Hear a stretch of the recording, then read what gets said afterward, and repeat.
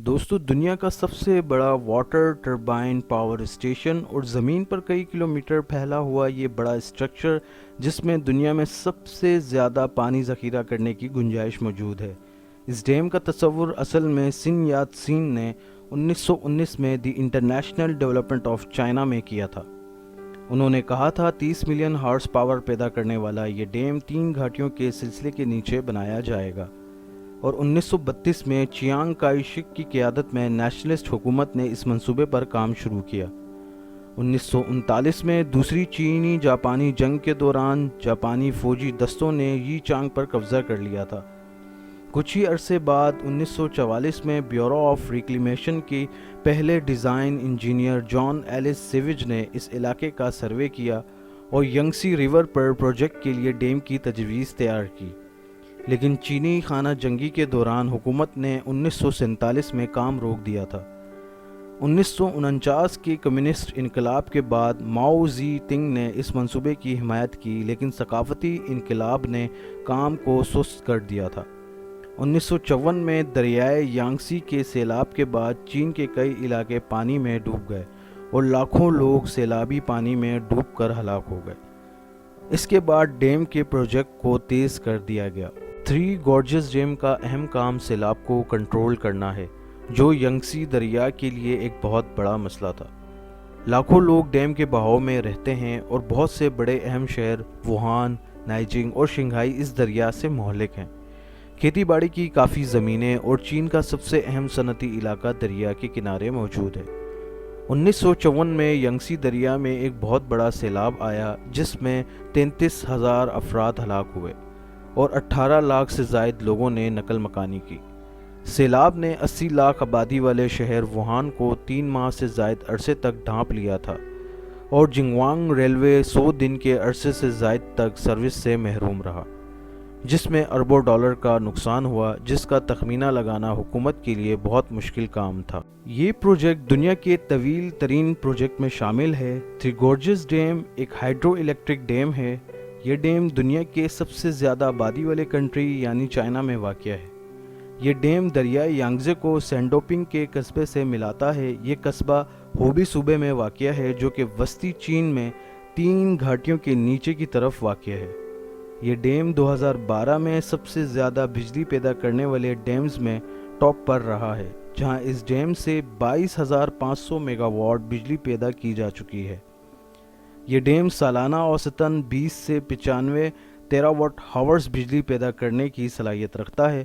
2020 کی مونسون کی وسیع بارشوں کے بعد اس ڈیم کی سالانہ پیداوار تقریباً 112 ٹیرا واٹ ہاورز تک پہنچ چکی ہے، جس نے 2016 میں ایٹوپیا ڈیم کے قائم کردہ 103 ٹیرا واٹ ہاورز کے عالمی ریکارڈ کو توڑ دیا۔ اس ڈیم کا اسٹرکچر 2006 میں مکمل ہوا، جبکہ ڈیم کے پاور پلانٹ نے 4 جولائی 2012 کو کام شروع کر دیا تھا۔ اس پاور پلانٹ میں موجود واٹر ٹربائن کی صلاحیت 700 میگا واٹ ہے۔ ڈیم میں مکمل 36 ٹربائنز کام کر رہی ہیں، جن کو 50 میگا واٹ کے 2 جنریٹرز کے ساتھ منسلک کیا گیا ہے، جو کہ پاور اسٹیشن کو بجلی فراہم کرتے ہیں۔ ڈیم کی بجلی پیدا کرنے کی صلاحیت 22,500 میگا واٹ ہے، جو اب تک دنیا میں سب سے زیادہ ہے۔ یہ ڈیم دنیا کا سب سے بڑا ڈیم اس لیے بھی ہے کہ اس کے اسٹرکچر کا پھیلاؤ بہت وسیع ہے۔ کنکریٹ اور اسٹیل سے بنا یہ ڈیم 7,661 فٹ لمبائی میں موجود ہے۔ ڈیم کی چوڑائی سطح سمندر سے 660 فٹ بلندی پر ہے۔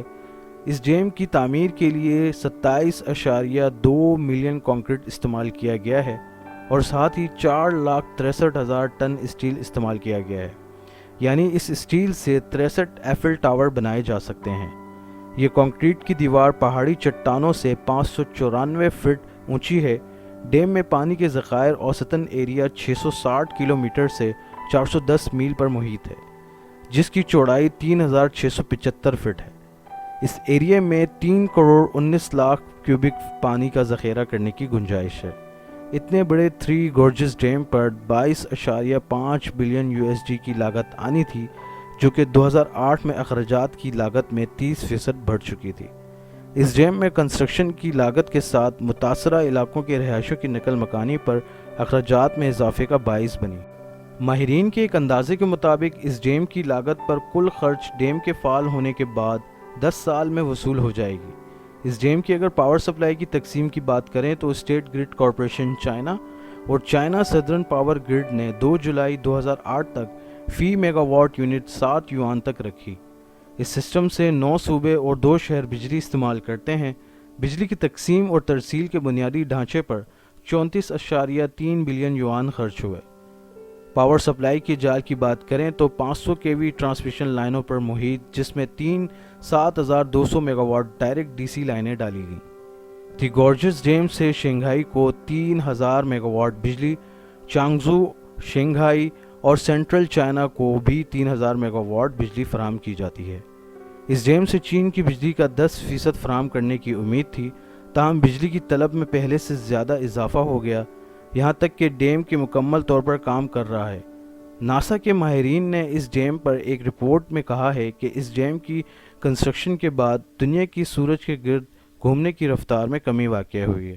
اس کے برعکس چینی سائنسدان اس بات کی نفی کرتے ہیں کہ ناسا کی بتائی گئی اس رپورٹ میں ڈیم کا اس رفتار سے کوئی تعلق نہیں۔ اگرچہ ڈیم کافی بڑا ہے، لیکن دنیا میں یانگسی رائیور سے زیادہ بڑے دریا موجود ہیں جو سمندر پر اثر انداز ہوتے ہیں، جن کی پانی کے بہاؤ کی رکاوٹ سے امکانات ہیں کہ ایسا ممکن ہو سکے۔ دوستو، اگر آپ کو ہماری یہ ویڈیو پسند آئی ہو تو لائک، شیئر اور سبسکرائب ضرور کیجیے گا۔